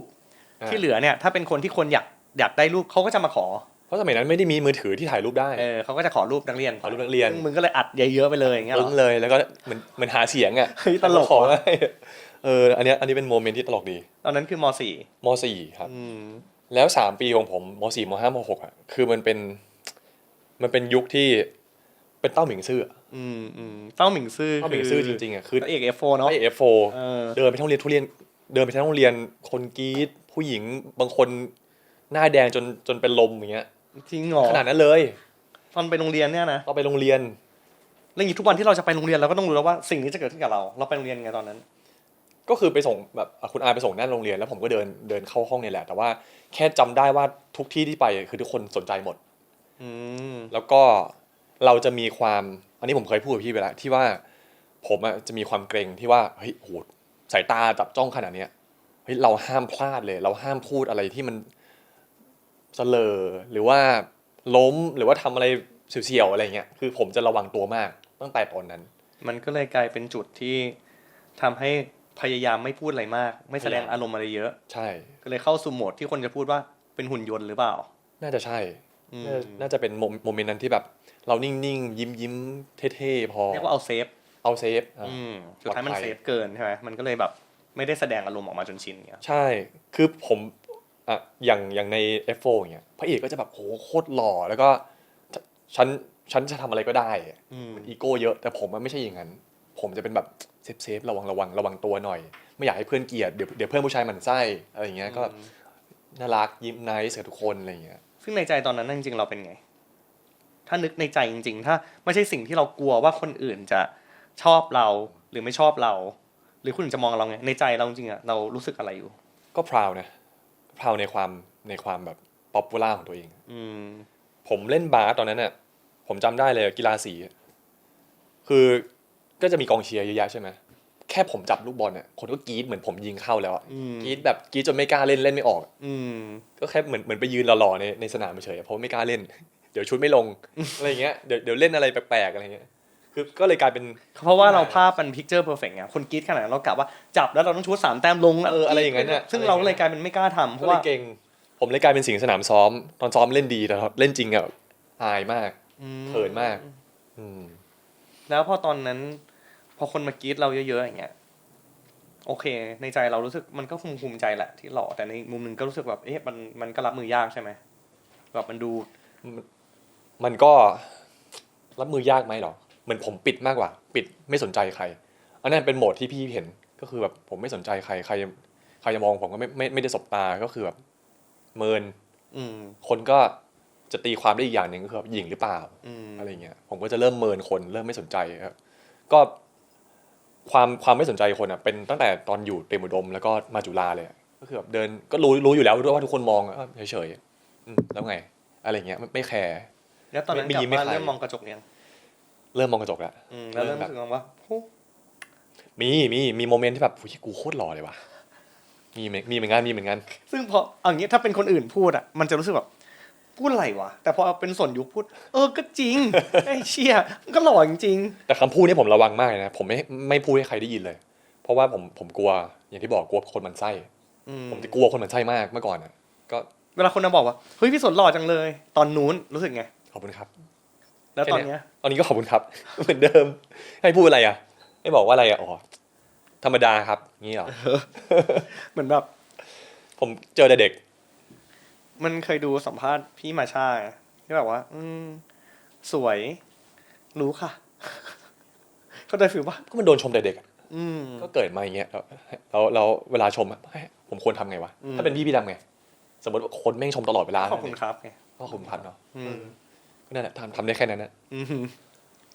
แต่ก็อย่างที่บอกว่าผมจะพยายามระวังตัวมากแบบไม่ให้คนหมั่นไส้ มันเลยกลายเป็นแบบติดเหมือน ไม่แสดงอารมณ์แข็งๆนิดนึง ใช่เซฟเพลย์เซฟตลอด อืม เพื่อนรักนะ ตอนอยู่เทอมอุดมเพื่อนรักทุกคน เข้าวันเพย์เซฟไง เพลย์เซฟเป็นคนน่ารักไม่ค่อยแสดงอารมณ์ไม่ได้หวือหวาไม่ได้อะไรอย่างเงี้ย แล้วตอนนั้นเข้าวงการแล้วนี่ใช่ไหม ยังตอนนั้นยังไม่เข้าวงการ ผมเข้าวงการตอนปี 1ครับ อ๋อแต่ว่าตอนมัธยมยังใช้ชีวิตเป็นเด็กมัธยมดังๆปกติ ใช่ เดินแบบ อืม ไอช่วงที่ก่อนผมมาเข้าวงการก็คือผมเดินแบบเยอะ อืม ถ่าย MV เดินแบบเยอะ จริง ๆ ผมเจอเนี่ยพี่มอสตั้งแต่ผมเด็กๆตั้งแต่ผมใส่ชุดนักเรียนอะ อืม แล้วก็ได้เจอคนหล่อๆสวยๆเต็มไปหมดเลย อืม มันก็เลยสนุกได้เห็นตอนนั้นก็เริ่มแบบปิ๊งนางแบบบ้างชอบนางแบบอะไรอย่างเงี้ย แล้วตอนนั้นแบบว่าประสบการณ์เซ็กครั้งแรกของสนยุค คือมัธยมปะ ไม่ใช่ปี 1 แล้วมัธยมเนี่ยเราก็ยังแบบรักษาตัว มันไม่ใช่รักษาตัวแต่คือมันไม่มีโอกาส เหมือนผมอยู่เตรียมอุดมผมมีแฟน คนหนึ่งก็เข้าคบ2 ปีกว่าเลย แล้วก็เป็นเด็กเนิร์ดก็คือแบบทั้งผมและเขาก็ไม่เคยมีเซ็กส์ไง คือเราคิดว่าแบบว่ามันเป็นการคบเพื่อไปแต่งงานปะ ก็คิดด้วยตอนนั้นได้คิด เออ แล้วเขาก็พูดตลอดว่าแม่เขาเช็คนะห้ามมีอะไรก่อนแต่งงานอะไรเงี้ย เออ ก็เลยไม่ได้ทำ ถามว่าใจเราอยากมีไหมถ้าย้อนไป มีพยายาม แต่ก็แบบ เพราะมันเด็กเนาะมัน ฟิล เด็ก มันอารมณ์ ใช่ ช่วงนั้นมันก็แบบ มันก็อยากคือเขารู้ว่าเขาก็อยากแต่แค่แบบเขากลัวแม่ว่าแค่นั้นเองก็เลยไม่ได้มีอะไร ย้อนกลับไปอ่ะรู้สึกว่าเสียดายไหมหรือว่าดีแล้วที่เป็นอย่างนั้น เสียดายไหมหรอจริงๆช่วงมปลายผมก็สนุกของผมนะผมอยู่กับเพื่อนผู้ชายเล่นกีฬาเยอะมันก็ไม่ได้รู้สึกขาด แต่ก็ถามว่าถ้ากลับไปใช้ชีวิตได้อีกก็อยากใช้นะ แต่ว่ามันก็อาจจะเกิดเหตุการณ์วุ่นวายก็ได้ไง ก็ไม่แน่ อ่ะไม่ต้องคิดอะไรสมมติว่าป้องกันไม่เป็นเงี้ยเกิดมีลูกตั้งแต่แบบเด็กอ่ะก็หนักเลยนะถูกปะ เล่าได้ไหม อ่ะ มีเห เล่า ตุกา ได้ รณ์ เล่าได้ ขนาดยังไม่ได้สอดใส่นะ ผมยังกลัวท้องเลยคือแบบแค่จูบกันอะไรเงี้ยแล้วแค่ท่านอนกอดกันกับแฟนอะแต่ไม่ได้มีอะไรกันอะ เพราะเราไม่รู้ แล้วเราก็กลัวเฮ้ยแม่งจะกระเด็นเข้าไปครับปะวะอะไรอย่างเงี้ย แล้วก็เลยให้เขากินยาคุมฉุกเฉิน จริงปะเนี่ย ไม่ได้สอดใส่ด้วยนะ อันนี้เป็นประสบการณ์นอนด้วยกันครั้งแรก แต่ไม่ได้มีอะไรกันแค่นอนแก้ผ้ากอดกัน กันเข้าใจ เขาเรียกว่า ปัญญาอ่อนเนี่ย เพศศึกษามันยังเข้าไม่ถึงเรามาก ไม่รู้ว่ามันทำงานยังไงอะ มันอธิบายยังไม่ค่อยเข้าใจ ใช่ เฮ้ยอันนี้ตลกดี วันนี้ตลกดี สุดท้ายไม่เคยมีอะไรกับเขานะสุดท้ายไม่เคยสอดใส่ ซึ่งพี่ก็มองว่าถือว่าเป็นคนที่จัดการตัวเองได้ดีพอสมควร กลัวมากเรื่องท้องเนี่ย ซึ่งทุกคนมันหลายคนมันก็คือเข้าสู่โหมดนี้แต่มันไม่กลัวไงพอมันไม่กลัวมันก็พลาดได้อะไรเงี้ยซึ่งมันต้องใช้ความยับยั้งชั่งใจพอสมควร ถ้าพูดถึงตอนมัธยมแบบสูบบุหรี่ปะ ไม่สูบ กินเหล้าปะ ไม่กิน ผมเนิร์ดมากพี่ เล่นกีฬาอย่างเดียวเล่นกีฬากินเหล้าครั้งแรกจำได้เลยงานปัดฉิมม .6 ก็คือกินเหล้ากับเพื่อนในห้องนั่นแหละแต่ว่าก่อนตอนที่เรียนเตรียมอุดมเนี่ยไม่เคยมีเซ็กส์ไม่เคยสูบบุหรี่ไม่เคยกินเหล้าเล่นกีฬาอย่างเดียว เรียนหนังสืออย่างเดียว ก็มีความสุขดี มีความสุขดี อืม ก็รู้สึกเป็นที่รักของเพื่อนอ่ะ อืม ไปก็ยิ้มแย้มไปโรงเรียนสนุกอ่ะชอบไปโรงเรียน อืม อืม ก็เป็นโมเมนต์ดีๆตอนอยู่เตรียม ใช่ เป็นโมเมนต์ที่สนุกสุดในชีวิตแล้วมั้งช่วงนั้นน่ะมันไม่ต้องคิดเรื่องงานไม่ต้องคิดเรื่องเงินแค่สนุกกับเพื่อนเล่นกีฬากับเพื่อน อืมดีนะ ใช่ พอพูดนี้ตามเป็นประกายเลยมันดูเป็นความสุขมาก สนุกจริง ช่วงนั้นคือแบบสนุกสุดแล้วอะโตขึ้นมาเราเครียด ชีวิตมันยาก แล้วแฟนคนนั้นน่ะเรานับว่าเป็นรักแรกของเราไหม ไม่ใช่รักแรก ผมเคยแอบชอบคนตอนตั้งแต่แบบม.1 ม.2 แต่ไม่ได้คบกัน แต่คนนั้นเป็นแฟนคนแรกของผมไม่ดิเป็นแฟนคนที่สองของผม ที่คบแบบยาว เรารู้สึกรักไหมถ้านึกกลับไป เราคิดว่าตอนนั้นเรารักไหม ๆมันเหมือน ไม่รู้ว่าเรียกว่ารักหรือเปล่า มันแค่ผูกพันมันไปเรียนพิเศษด้วยกันทุกวันมันเจอตลอดอะไรเงี้ยมันเป็นเพื่อนอะจูบยังไม่ได้จูบเลยมั้งจูบนิดๆหน่อยๆเนี่ยไม่ค่อยไม่ได้มีโมเมนต์แบบ เพราะกลัวท้องใช่ไหมถ้าจูบเยอะๆเดี๋ยวกลัวท้อง ประมาณนั้นนะ จริงๆคือแบบไม่กล้าแตะคือจับมืออย่างมากอย่างเงี้ยโอ้ถ้าพูดถึงการมีเซ็กส์ครั้งแรกของผมอะผมยังทำไม่เป็นเลย อันนี้เคยเล่าแหละแต่แค่แบบอันนี้มันน่ารักดีนะมันบอกว่าแบบพอยุคนั้นน่ะมันไม่ได้มีสื่อให้เราดูเยอะขนาดนี้ ทำไมนะ หมายถึงสื่อที่มันเป็นคุณภาพมาสอนเรื่องเพศศึกษา มันไม่มีใครมาทำรายการพูดไม่ได้เลย ใช่ถูกป่ะถ้าพูดนี่ดูแย่แล้ว พ่อแม่ก็ไม่สอนพ่อแม่ก็ พ่อแม่ก็เขิน ไม่อยากพูดถึง ซื้อถุงยางนี่คือ ไม่ได้เลยนะเป็นเรื่องผิดมาก ใช่จำได้ว่าซื้อถุงยางครั้งแรกนี่โตแล้วอะ โตแล้ว คือเชื่อป่ะตอนพี่อยู่มัธยมเว้ยมันมีเพื่อนที่ได้กัน แล้วเพื่อนมันก็มาเล่าให้ฟังแม่งเป็นเรื่องตื่นเต้นมากแบบเราฟังเหมือนเราได้ดูหนังโป๊ไปด้วยอ่ะ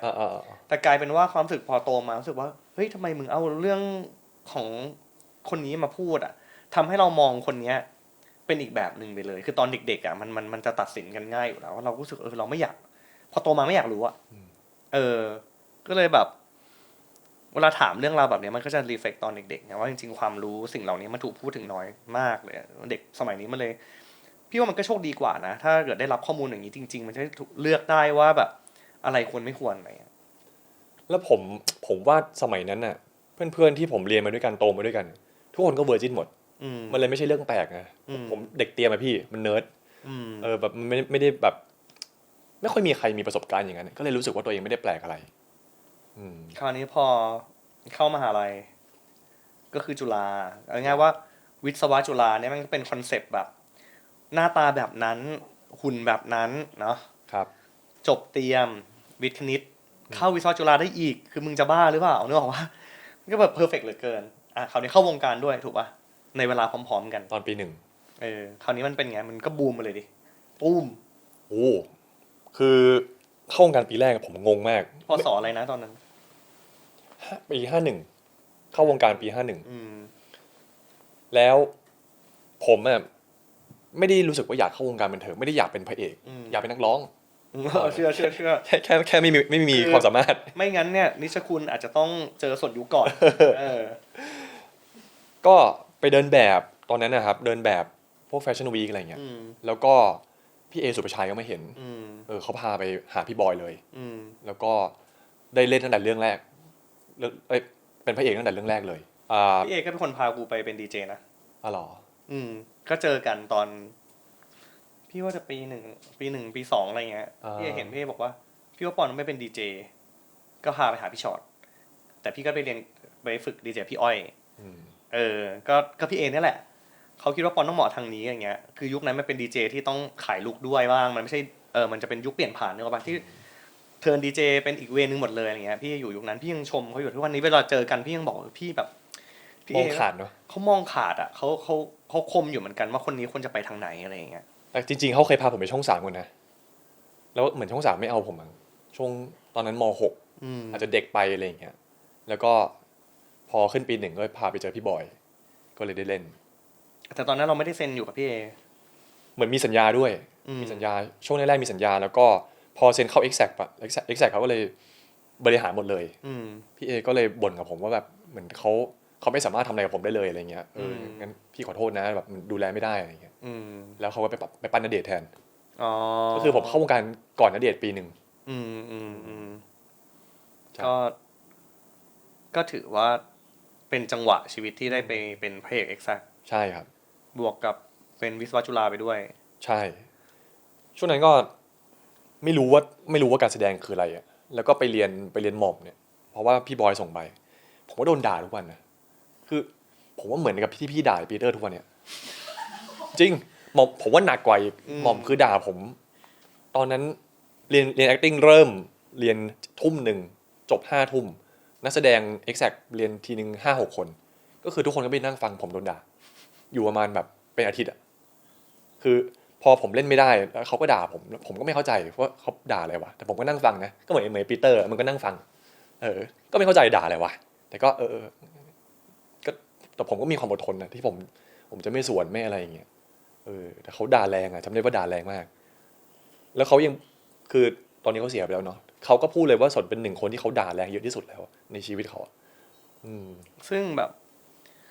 ในฐานะของผู้เสพตอนนั้นหมายว่าผู้ชมดีกว่าในฐานะของผู้ชมตอนนั้นมึงก็เล่นแข่งจริงๆแข่งจริงพี่มันแบบคือพอเราเห็นมาเรื่อยๆรู้สึกแบบเสียดายอ่ะตอนนั้นรู้สึกเสียดายความหล่อแบบทำไมเล่นแบบนั้นวะอะไรเงี้ยตอนนั้นก็คิดเหมือนกันนะว่าคือพยายามไม่ไปตัดสินหรอกเพราะว่าเราก็ยังเด็กอยู่มันไม่ใช่หน้าที่เราต้องตัดสินพอมันดูมันก็ดูไม่ค่อยโอเคจริงๆแล้วพอแบบแต่มันก็ยังอยู่ในวงการเขาเรียกว่าส่วนยุคอ่ะก็อยู่ในวงการก็มีผลงานออกมาเรื่อยๆโดยที่ก็ยังจะถูกมองว่าเล่นแข็งอยากรู้ไหมข้างในผมคิดไงตอนนั้นคือวงการ 3-4 ปีแรกอ่ะเฮ้ยกูจะพลาดปะวะกูจะหลอกปะวะแล้วผมไม่อยู่กับปัจจุบันเลยผมไม่อยู่กับคู่สนทนาข้างหน้าเลยผมมองพี่อย่างเงี้ยผมเห็นเป็นตัวอักษรขึ้นเป็นบทขึ้นแล้วก็ไม่ได้สนใจสิ่งแวดล้อมรอบข้างนี่ผมอยู่ที่ไหนผมยังไม่รู้เลยผมรู้แค่ว่าผมต้องมาพูดประโยคเนี้ยต้องพูดให้ได้ต้องพูดให้ชัดคือมันกลายเป็นว่าคิดแต่เรื่องตัวเองอ่ะมันเลยแบบผลเลยออกมาเป็นแบบนั้นไงไม่เข้าใจคนอื่นมันแล้วก็ไม่เปิดด้วยบวกกับความซ่อนของตัวเองที่พยายามไม่อยากจะทำอะไรผิดใช่อยากจะเป็นภาพที่เพอร์เฟกต์ใช่จริงๆตอนนั้นพี่แบบรู้สึกว่าคืออย่างในเรื่องชายอ่ะมูดหนึ่งที่พี่เอามึงไปเปรียบเทียบกับรูปปั้นหนึ่งอะไรเงี้ยคือความรู้สึกของพี่ตอนนั้นพี่รู้สึกว่าสนเหมือนรูปปั้นอ่ะที่หล่อมากๆเลยแต่แข็งเหมือนรูปปั้นอ่ะแบบจริงๆเขาควรจะมีชีวิตชีวากว่านี้ไหมอะไรเงี้ยคือจังหวะที่เล่นละครยังไม่ได้ตอนนั้นน่ะคือข้างในผมสั่นมากเลยพี่ทุกวันนี้พี่จะสังเกตป่ะผมยังมีความสั่นอยู่ยังมีความพูดติดๆอะไรอย่างเงี้ยนี่หายไปเยอะมากๆเมื่อก่อนมันสั่นถึงขั้นแบบ หัวใจเลือดสูบฉีดตลอดเวลาเป็นเด็กที่เครียดมากผมจะไปเจอผู้ใหญ่ผมไปเจอคนผมจะเข้าฉากทำอะไรก็ตามเกี่ยวกับวงการบันเทิงอะเลือดแบบท้องมันจะวิวเลือดจะสูบฉีดตุบมันทำให้เราโฟกัสไม่ได้เหมือนคนสติจะแตกอะเป็นอย่างนั้นนะแล้วมึงก็รีแอคด้วยการพยายาม stay calm ไง ใช่ มันก็เลยดู ล็อกเลยอะล็อกข้างนอกเลย บอกว่าสนยุคเหมือนหุ่นยนต์ ซึ่งไม่เห็นเสน่ห์ ไม่เห็นเสน่ห์แล้วก็ไม่ใช่แค่เล่นแล้วแข่งด้วย พอเจอตัวจริงแข่งกว่านั้นอีก แข็งกว่าเมื่อก่อนผมไม่กล้าคุยกับคนด้วยซ้ำสมมติแบบ ผมต้องไปเจอคนใหม่ สมมติมีเพื่อนๆพาไปเจอคนใหม่ผมจะงั้นกูกลับก่อนนะอะไรเงี้ยจะไม่ค่อยอยากเจอคนทำไมไม่รู้เมื่อก่อนแบบ กลัวมีเขาเรียกว่า social anxiety มันตื่นเต้นตลอดเวลาแต่มันยังหาไม่เจอไงว่าปัญหามันคืออะไร เพราะจริงๆมันคุยกันดีๆเราจะเข้าใจแบ็คกราวด์คนนี้ว่าก็เราน่าจะเจอกันพอดีในช่วงที่พูดกันอยู่เนี่ยครั้งแรก ตั้งแต่ผมเด็กเลยเหรอ ก็ตอนพระเอกเด็กๆเนี่ยพระเอกแบบคือคิดว่า10 กว่าปีที่แล้วพี่ว่ามัน15 ปีที่แล้วอะพี่จะเจอคือจ้างมึงมาทำงานที่ต่างจังหวัดคือจำไม่ได้ว่าพัทยาหรือชะอำอะไรสักอย่างนี่แหละแล้วก็ให้มึงร้องเพลงเอนเตอร์เทนในงานเลี้ยงแล้วมึงก็แจกดอกไม้อะไรเงี้ยแล้วพี่แบบยืนมองแล้วแบบแล้วตอนนั้นพี่ทำงานกับณเดชน์ด้วยในเวลาเดียวกันทำงานกับณเดชน์เยอะมากแต่วันนั้นรู้สึกว่าลองทำงานกับสนยุคดูอะไรเงี้ยเพราะตอนมันมีละครมึงที่มันป๊อปปูล่าขึ้นมาเรื่องนึงอ่ะเหมือนมันที่ชื่นชอบมาเรื่องนึงพี่จำไม่ได้ละก็พอดีเราเจอพี่โอมบ่อยพี่โอมเดี๋ยวขอให้สนมานี่นะมาปุ๊บเจอปุ๊บจำได้ว่าแทบไม่คุยกันเลยมองหน้าก็ยังไม่มองกันเลยอ่ะเหมือนว่าพี่พยายามคุยพี่คุยอยู่แล้วเวลาคุยกันณเดชน์นึกย้อนนะตอนนั้นณเดชน์เด็กมากณเดชน์17อะไรเงี้ยพี่ทำงานกับณเดชน์ปีนึงแบบหลายงานอ่ะจนเจอกันบ่อยคุยกันเยอะมากอะไรเงี้ยมันเป็นธรรมชาติอ่ะมันเคยตดต่อหน้าพี่ด้วย แล้วก่อนขึ้นเวทีอ่ะแล้วพี่ก็เฮ้ยลองทำนี่ไหมลองเต้นขึ้น Impact ทำหมดเขาเหมือนเขากระโจนลงไปเลยในขณะที่พอเจอสนอ่ะเหมือนยังไม่คุยกันด้วยซ้ำสัมผัสอะไรไม่ได้เลยว่าจริงๆแล้วเป็นไงอะไรเงี้ยมันก็เลยเป็นภาพจำที่ทำให้พี่รู้สึกว่าโหคนนี้แม่งหนักจริงอันนี้คิดอย่างนั้นนะแต่มันก็ไม่ใช่หน้าที่เราที่จะเดินไปบอกเราแค่รู้สึกเราคงไม่ได้อยากจะทำงานร่วมกับเขาอีกอะไรเงี้ยแล้วพี่เป็นแค่คนจัดงานอ่ะมันไม่ใช่หน้าที่จะเดินไปบอกว่าเฮ้ยสนทำไมเป็นคนแบบนี้วะเพราะเราจะไปสนิทเลยกับเขาแล้วเราก็จะแวบๆผ่านกันบ้างหลังจากนั้นก็เรียกว่าผ่านกันตามสถานที่ต่างๆที่บังเอิญเจอแต่เราไม่เคยทักกันเพราะว่าเราไม่ได้รู้จักกันมันก็เลยแบบจริงๆมันอยากให้เป็นคำตอบหลายๆคนที่ตั้งคำถามอะว่าโอ้ส่วนยุคก็หล่อว่ะแต่เขาเล่นแข่งนะโอ้ชีวิตเขาดูแบบไม่รู้เลยว่าเขาเป็นคนยังไงคือณวันนี้พี่ว่าแบบพี่ดีใจที่มึงเป็นอย่างเงี้ยจะโตขึ้นใช่ไหม มันพี่ไม่เรียกว่าโตขึ้นแล้วอะพี่ว่ามันแบบเปิดเผยมากขึ้นกล้ามากขึ้นที่จะแบบว่าผิดก็ได้มันไม่รู้หรอกว่า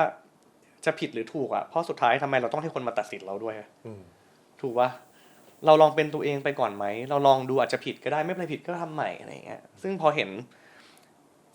อันเนี้ยเป็นสิ่งที่จะบอกว่าพี่เขียนบทไกลเลิศกันเนี่ยเป็นมึงมาตลอดหลังจากที่พี่เจอที่เวียดนามที่คือเราไปเวียดนามกันหลายวันมาก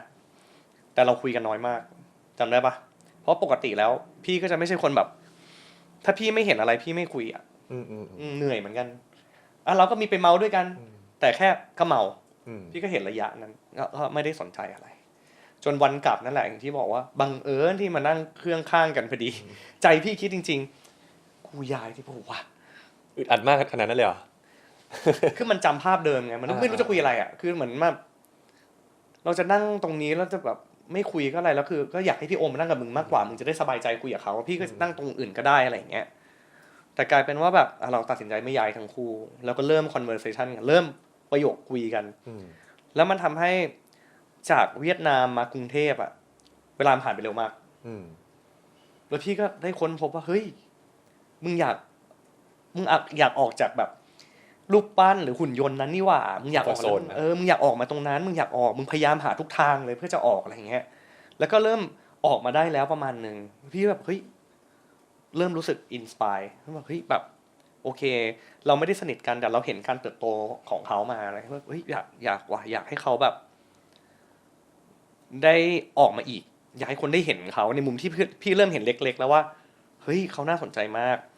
ไม่ต้องพูดถึงความหล่อความหล่อนี่มันประจักษ์มาตลอดมันไม่เคยพลาดเลยนึกออกปะแต่ไอ้สิ่งนี้ทำไงดีก็เลยบอกว่ากลับมาคุยกันทีมแล้วตอนนั้นก็เขียนบทไกลเลิศขึ้นมา โดยที่ไกลเลิศเนี่ยจินตนาการเป็นมึงมาตลอดแต่มันไม่ได้เยสกันง่ายเพราะว่าต้องเข้าใจว่าพอเป็นสนยุคอะ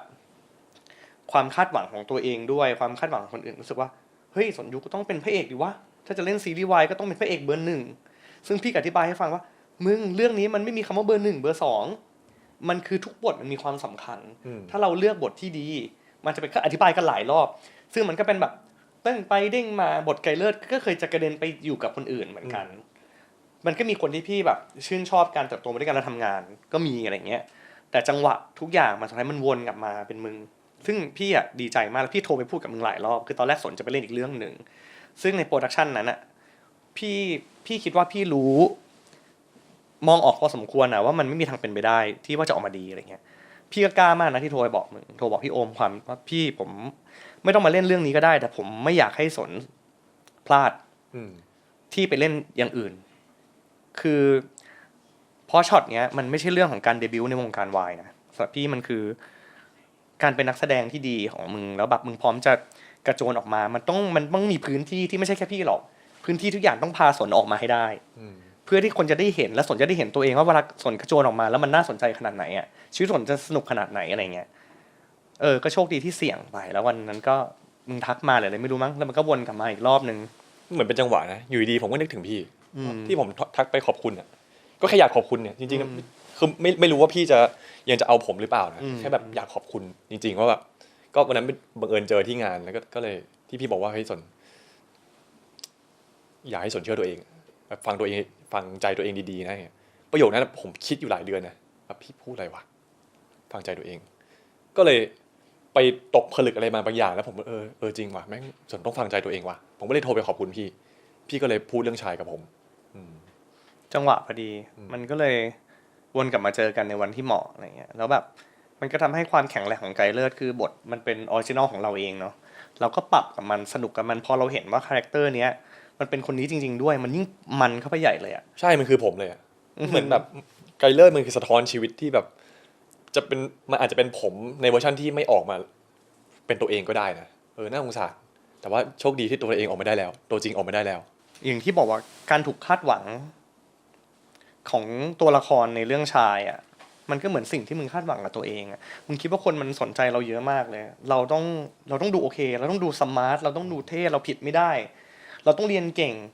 เราต้องวิศวะจุฬาเราต้องเข้าเตรียมเราต้องหุ่นดีเราต้องพูดเพราะมันเหมือนมันอยู่ในกรอบที่ความคาดหวังของคนอื่นมาทำให้เราคาดหวังกับตัวเองว่าต้องเป็นแบบนั้นจนเราไม่รู้จริงๆว่าเราคือใครซึ่งในเรื่องนี้พี่ก็อยากให้คนที่แบบดูไม่ว่าคุณจะเป็นเพศอะไรก็ตามแต่สุดท้ายถ้าคุณไม่แบบไม่ยอมรับตัวเองกับไม่ยอมรับความเชื่อในตัวเองจริงๆคุณจะไม่รู้เลยว่าผิดหรือถูกคุณจะอยู่อย่างเงี้ยซึ่งจริงๆการอยู่อย่างเงี้ยคุณจะมองว่ามันไม่ผิดก็ได้นะแต่มันไม่มีทางถูกไม่ถูกกับตัวเองอย่างน้อยใช่คือมันไม่ถูกกับตัวเองมันไม่มีทางมีความสุขจริงๆอ่ะเพราะคุณมันไม่มีใครเพย์เซฟอย่างนั้นได้ตลอดเลยอันนี้แบบพอดีเรามีแขกรับเชิญพิเศษโผล่มา ย้อนกลับไปนิดนึงเพราะเมื่อกี้พูดถึงมอสคือเราอ่ะพูดถึงสนในยุคตอนมัธยมเนาะที่เขาแบบหล่อๆแล้วมีภาพหลุดอ่ะใครเจอตัวแล้วนะกูสอบสวนได้นะว่าใครทำอ๋อเหรอมันจำได้ว่าพี่มอสอะแต่งหน้าอะไรตอนนั้นด้วยตอนนั้นความรู้สึกที่แบบเห็นสนในวัยนั้นนะเป็นไงเอาแบบจริงๆเลยเอาแบบจริงๆไม่ต้องฟิลเตอร์เอาแบบจริงๆคือไม่ได้เจอบ่อยเพราะสมัยก่อนเราทำหนังสือเราจำได้เราเจอเขาตอนที่ถ่ายเฮอร์เวิร์หรืออะไรสักอย่างซัมติงอันเนี้ยจำได้เลยมัธยมเลยปะไม่ก็คือโตแบบเข้ามาแล้วอะมัธยมไม่ใช่เหรอช่วงผมเดินแบบสมัยแบบโอ้ยถ้าเดินแบบคือเธอตอนนั้นน่ะเขาเรียกว่าอะไรอ่ะนายแบบนางแบบเยอะมากเลยไม่จำไม่ได้จำแต่ดังนะเว้ยเมื่อก่อนแต่รู้แล้วว่าไม่แต่เขาจะแบบเขาจะเดินนาการล่าก็จะเดินอะไรอย่างเงี้ยคือเขาจะเดินแบบท็อปที่แบบเหมือนแบบต้องแบบโชว์เยอะมากอ่ะจำไม่ได้ใช่ไหมมันจำไม่ได้แต่จริงอ่ะแต่ความรู้สึกดีกว่าความรู้สึกที่แบบเอาที่เจอเอาตอนที่ได้แตะหน้ามันอ่ะหล่อตอนไหนอะไรนะตอนที่ได้แตะหน้าถ้าจำได้เลยนะที่แตะหน้าแล้วจำได้เลยถ่ายหนังสือหนังสืออะไรหนังสือเฮอร์เวอร์เจอโอเคอะไรอย่างเงี้ยก็เจอแบบก็เจอเข้าวงการแล้วเข้าแล้วก็ประมาณสักอายุเท่าไหร่น่าจะแบบ20ต้นดังแบบดังอ่ะดังมากอ่ะจริงมาแบบมาช่วงดังเลยอ่ะแล้วตอนนั้นมันมาแบบเป็นไง เขาจะเป็นคนไม่รู้นะ ถ้าแบบมาทำงานเนี่ยถ้าเฟิร์สถ้าเจอกันแล้วอ่ะเขาจะแบบมีความแบบเงียบๆหน่อย มาตอนแรกเลยเดินเข้ามารู้สึกว่าเขายิงไหม มันตรงเลยตรงเลย เอานิดนึง ๆ เพราะก็จะต้องมีองค์นิดนึงนะเพราะอย่างคนถ้าคนหล่อๆมาทำงานเนี่ยเขาจะแบบมีความนิดนึงอะไรอ ยั ย่าง งไง เงี้ย บ้าง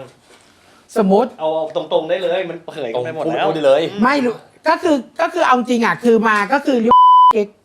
เก๊กหล่ออ่ะคือเขาเก๊กหล่อแล้วเขาจะแบบทุกกระเบียดอ่ะเขาจะเป็นคนที่แบบยืนตรงอยู่ตลอดเวลาอะไรเงี้ยแล้วมาทำงานแล้วก็เหมือนเราก็จะทำงานกับสไตลิสต์อะไรอย่างเงี้ยแต่ก็พอมันเราพูดได้ไหมนะ พูดได้ เพราะตอนนั้นเหมือนเขาถ่ายคู่ด้วยอ่ะ คู่กับใครจำได้ไหม คู่กับวิวะ วิวใช่ไหม ใช่ ไม่ได้เป็นแฟนกันมึง ไม่ก็ไม่รู้ ได้ ไม่รู้ไง มึง ไม่ ไม่ได้เป็นแฟนกับวิวปะ ไม่ได้เป็น เอาไม่เป็นเหรอไม่ใช่ใช่ไหม สุดท้ายก็ไม่ ไอ้เหี้ยละกู ไม่ได้เป็น เหรอ นั่น ไง แหละคู่จิ้นคือ เหรอ ส่วนวิวอะมันเป็นคู่จิ้นของ Exact ยังเป็นเพื่อนกันอยู่ โอ ไม่ เค ได้มองหน้ากันติด ก็เลยคบกันเลย ไม่กล้าพูดเนาะโป๊ะ วิวเคยคบกับเจกับวิว นั่นแหละ เขารู้ว่าทั้งโลกแหละไม่ต้องมาแบบผิดบังหรอก ไม่รู้ไง รู้ว่าอยู่ แต่เอาจริงนะเขาเป็นคนเงียบ ความรู้สึกส่วนตัวเอ็นดูหรือหมันไส้หรืออะไร คือ ไม่ได้สนใจอยู่แล้ว มันไม่ใช่มึง มันเหมือนแบบมึงจับต้องไม่ได้อ่ะ เข้าใจปะมันเหมือนแบบพอเราเจอคนนี้ปุ๊บแล้วเราแบบ เราไม่กล้าคุย เราไม่กล้าจับต้องแล้วคือตอนนั้นน่ะคือเขาก็จะเป็นแบบเหมือนถ้าอยู่ในพาร์ทของบางทีพวกแฟชั่นโชว์อ่ะมันจะมีพาร์ทเซเลบพาร์ทดาราและพาร์ทในแบบ ถ้าพาร์ทในแบบเลยเนี่ยคือเราก็จะเหมือนแบบเราคุยได้เราง่าย แต่ถ้าเป็นพวกพาร์ทดารามาเดินเงี้ย มันก็จะเป็นเหมือนเซเลบมาเดิน อย่างเงี้ยเราก็จะเหมือนแบบมีช่องว่างกันนิดนึงอะไรอย่างเงี้ยนึกออกไหมพออย่างสมมติถ้าอย่างพวกแฟชั่นวีคเนี่ยดาราเยอะในแบบเยอะ แต่เขาจะเด่นนั่นคือเขาโสดนะเนอะนึกออกไหมเขาก็จะมีความแบบทุกคนก็จะมองกระเทยก็จะมองกระเทยก็จะมองเขาเยอะอะไรอย่าง อัน เงี้ นี้ ย อันนี้ก็เก่งนั่งแบบไม่สบตาใครเพราะเก่งอยู่ จริงเขาจะเป็นคนที่นิ่ง ภาพที่ ไปทำงานทุก รู้สึ ที่ กว่ายิงไหม ไม่รู้ว่ะแล้วว่า เพราะเราไม่รู้เลยว่าเขารู้สึกอะไร เราไม่รู้เลยว่าเขารู้สึกยังไง แต่อย่างบางทีกระเทยก็จะมีบอกแบบมีความ แต่พอเปลี่ยนชุดมาทุกคนก็คืออะไรเงี้ยอะไรเงี้ยถ้าแบบการลงตัวหรืออะไรเงี้ยก็จะแบบกระเทยก็จะแบบ แย่งกันไปลง เวลาโดนแบบ มึงสี่ คนา อะไรเงี้ย มัน มึง ทัช สี่ อัพลงตัวอะไรเงี้ย เราเขินไหม ไม่ค่อยนะ ผมไม่ค่อยห่วงตัวเท่าไหร่ครับรู้สึกว่าก็ทำดิเอาไปไม่ได้นี่เป็นของผมคนเดียว อะไรเงี้ย คือไม่ได้ถือสา ไม่ได้ถือสาอะไร แต่ก็มันยังไงมันพอเอาจริงนะเจอเขาเขาจะเด่นสุดเขาจะเด่นสุดถ้าเขาเดินโชว์ใหญ่ๆปุ๊บอย่างเงี้ยเขาเดินโชว์ใหญ่ๆปุ๊บเขาจะเป็นคนที่เด่นมากจริง แต่ตัวจริง ๆ ที่เขาเป็นก็คือเขาก็จะเงียบก็จะเงียบก็จะไม่ค่อยมีใครกล้าคุยกับมัน แล้วพอมาเจอสนเวอร์ชันนี้ที่ไปอเมริกากับเรามางานวันเกิดเป็นไง เขาเอาจริงนะเขามีหลายมุม เพราะเราเคยเจอเขาที่เวียดนามแบบ พูดถึงเวียดนามอยู่พอดี เพราะว่าจากที่ฉันเจอเขาแล้วก็ไม่เคยเจอเลย เพราะฉันก็แบบเหมือนสายงานที่มันก็จะแตกต่าง คือ กั ต้ น องบอกก่อนว่าเวียดนามเนี่ย อืม ที่ตัดสินใจตอนนั้นน่ะมันเป็นยุคที่พี่ไม่ไปไหนเลยหมายถึงว่ายกเว้นในงานที่เรามั่นใจแล้วเซฟจริงๆอะไรเงี้ยก็เลยแบบว่าโอเคมันก็นั่งนึกถึงตอนแบบว่า หลังจากเวียดนามนี่นแหละก็คุยก็ถึงไหลมาสู่หมดไกลเลิศซึ่งพี่รู้สึกว่าดีใจมากเอาจริงดีใจมากแล้วคือลุ้นมาก เมาส์เนี่ยเขาจะเป็นคนที่แบบจะเอาใครมาเล่นไม่รู้นะแบบไม่ได้เอาใครมาเล่นเขาจะอีมอนว่านี้ดีไหมมึงว่านี้ดีไหมอันนี้ดีไหมอะไรเงี้ยแล้วพอแบบพอบอกว่าพี่สนได้พี่สนมาเลยเล่นแต่บอกอีมอนว่ามันต้องปังเชื่อกูมึงสนนะมึงอย่างเงี้ยเขาจะมีความแบบอะไรเงี้ยคือมันเหมาะมากอ่ะจนพี่รู้สึกว่าพี่ไม่อยากให้เราต่างเสียโอกาสนี้แล้วไม่อยากให้ซีรีส์เรื่องนี้มันเสียโอกาสนี้อย่างที่บอกว่าแบบว่า มันเป็นซีรีส์เกย์ที่เป็นเกย์ไทยแล้วพี่รู้สึกว่า ถ้ามันมีคนหล่ออย่างเงี้ย เป็นคนไทยที่หล่อขนาด ไม่แต่หนูชอบอะไรเขาอย่างหนึงรู้ไหมหนูชอบเขาอย่างหนึ่งคือก็พอเริ่มมาทำงานอะไรเงี้ยก็คือคุยกันแบบเหมือนนั่งเปิดแบบบางทีกระเทยก็ชอบดีฟทอล์กเนาะทุกคนกระเทยจะดีฟทอล์กกับทุกคนก็ที่แบบเนี่ยผมดีใจมากเลยเนี่ยอันนี้มันเหมือนแบบผมเกิดใหม่เลยนะพี่กวกเดี๋ยวก่อนพี่สนไม่ได้ตายค่ะคือว่า สนไม่ได้ตาย แม่กูยังเรียกสนไม่ได้ตายค่ะยังอยู่ค่ะ เกิดใหม่กับเขาว่าหมายความว่า ไม่คือเขาจะเป็นคนชอบรู้สึกว่าเขาแบบเฮ้ยเนี่ยแบบมันเหมือนแบบเขาแบบไปแล้วเขาแบบกลับมาใหม่อะไรเงี้ย อธิบายให้ฟังหน่อยดิคำว่าเกิดใหม่ ก็ไม่ได้คิดว่าจะมา คือรู้สึกว่างานในวงการมันค่อยๆเฟดลง แล้วก็เหมือนจะผ่านตัวไปทำธุรกิจแล้วอะไรอย่างเงี้ยจะไปทำอย่างอื่นแล้วก็ไม่คิดว่าจะมาเล่นโปรเจกต์นี้แล้วก็แบบพอมาเล่นปุ๊บก็มันก็มีความคาดหวังเนาะแล้วก็รู้สึกว่ามันเป็นโปรเจกต์ที่มันจะพาผมเหมือนเกิดอีกรอบนึงอะไรเงี้ยให้คนรู้จักอีกรอบนึงอะไรเงี้ยจริงเปล่า ไม่แล้วเขาจะเป็นคนอย่างนี้ด้วยเวยแบบ แบบเหมือนคุยกันนะเขาบอกเฮ้ยแล้วเราต้องทำตัวยังไงอะไรอย่างเงี้ยคือแบบมันมีความหนึ่งแบบเขาจะมีความน่ารักของเขาแล้วเขาจะมีความแบบคือถ้าเขาอายุขนาดเนี้ยถ้าแบบ อายุขนาดนี้โอ้ยแรงอะ ไม่ได้ ยอมรับ ไม่แต่ถ้าคนมั่นๆจริงๆอ่ะนึกออกไหมเขาก็จะมีความแบบเหย่อๆหน่อยเขาจะไม่แบบรับฟังคนอื่นอะไรอย่างเงี้ยซึ่งอย่างเราเนี่ยนี่ก็คือ3 ปีแรกที่เข้ามาอยู่ทำงานแบบกับวายกับอะไรอย่างงี้เนาะใช่ไหมเราก็เริ่มมาตั้งแต่แบบจากช่างแต่งหน้าเป็นบอดี้การ์ดจากแบบเป็นอะไรหลายๆอย่างที่แบบเหมือนแบบนี่ก็ไม่เคยเจอเนกออกใช่ไหมพี่สนแล้วเราก็เลยแบบบอกเขาว่าเฮ้ยพี่ต้องประมาณนี้นะ ถ้าเจอแฟนคลับอย่างนี้พี่ก็ต้องแบบนี้นะพี่ก็ต้องอะไรอย่างเงี้ยคือบางอย่างเขาก็ทำตัวไม่เป็นนึกออกไหมก็ด้วยความน่ารักของเขาอะ น่ารัก เป็นโลกใหม่ของผมนะ เนี่ยซึ่งแบบคือถ้าแบบอย่างเงี้ยก็อย่างที่เราบอกบางคนอ่ะถ้ารุ่นใหญ่เขาจะเหยอะหน่อยเขาจะไม่ค่อยแบบเขาจะไม่แบบเฮ้ยกูเก๊กกูเท่กูแบบกูไม่ถามก็ได้อะไรอย่างเงี้ยนึกออกไหมแต่เนี่ยคือเขาถามทุกคนเลย ผมไม่เคยคิดว่าตัวเองรุ่นใหญ่เลย ไม่แต่ เด็ก ละ เสมอ ก็นี่ไงก็เขาถึงบอกว่าเอ้ยผมหล่อนะแต่ไม่ตลกค่ะ ว่ามันน่าเอ็นดูไม่ เนี่ยแหละความแบบ กล้าผิดกล้าลองดูอะ กล้าถาม ไปเจอลงไป กล้าพูดอย่างเงี้ยไม่รู้นะอันนี้ที่แบบอันนี้คือพูดฐานะคนทำงาน ที่อยู่แบบตอนทำงานเราจะอยู่กับเขาตลอดเนี่ย แต่ที่แน่ๆคือมีวินัยมากมีโค้ดมีวินัยอันนี้แบบปกมือจริงๆคือแบบว่า คือมันมีวินัยอ่ะแล้วพอตอนไปอเมริกานี่คือเมาส์ตอนอเมริกานี่เหมือนกันว่าสนเนี่ยจะเป็นฟิลแบบ เรามองจาก100 เมตรก็รู้ว่าสนอยู่ไหนอ่ะมันอยู่ตรงนั้นแน่นอน เพราะว่าท่ายืนท่าเดิน หลังตรง มันเหมือนมันแบบโอ เอก เค ลักษณ์เหรอเอก ไอ ลักษณ์ สิ่งที่มึงมองว่ามันไม่ดีอ่ะว่าดูเป็นหุ่นยนต์หรือเป็นรูปปั้นอ่ะมันมีมุมดีอยู่ เพราะว่าโปสเจอร์ที่วางตัวมันวางตัวเองจนมันเป็นแบบ มันเหมือนเทพไปแล้ว ธรรมชาติไปแล้ว เป็นธรรมชาติไปแล้ว แต่คราวนี้ข้างในมันคืออีกเรื่องหนึ่งเข้าใจใช่ป่ะเพราะตอนนี้พอมันเริ่มไม่จำเป็นต้องไปทางเดียวกันว่าท่าทางที่เป็นเทพข้างในต้องนิ่งไม่ใช่ ข้างในเป็นธรรมชาติข้างในเป็นมนุษย์แต่ท่าทางเป็นเทพได้ พอเริ่มเห็นตอนที่อยู่ที่เมการู้สึกแบบมันโห ไม่ได้แอบไม่ได้แอบมีอันนี้โทษนะแอบตอนเดินใช่ป่ะมันจะมีอยู่อีแมทหนึ่งอะที่เดินแบบตอนรุ่นๆที่เราไปหาผับกันอะใช่ป่ะแล้วก็เดินมาแล้วจะสามเท่เลยนะโอ้สนอีมายหูตูดอีสนปั๊บตูดอีโปยปั๊บ ส่องอยู่ใช่ไหม แต่ตูดอีมายเฟก เขาเป็นแนวแบบตูดปอด อะไรอย่างงี้ไงแต่คือแบบโอ้กูแบบเดินกูแบบโอ้ ไม่แล้วพี่แค่คิดว่าแบบเอาง่ายๆนะซีรีส์เกย์ไทยที่มีนักแสดงหล่อขนาดนี้นักแสดงไทย ทรงดี หน้าไทยหล่อขนาดนี้มันรวมกันนะพี่รู้สึกว่าแค่นี้ก็สนุกมากแล้วอะถึงบอกว่าไอ้เกิดอะ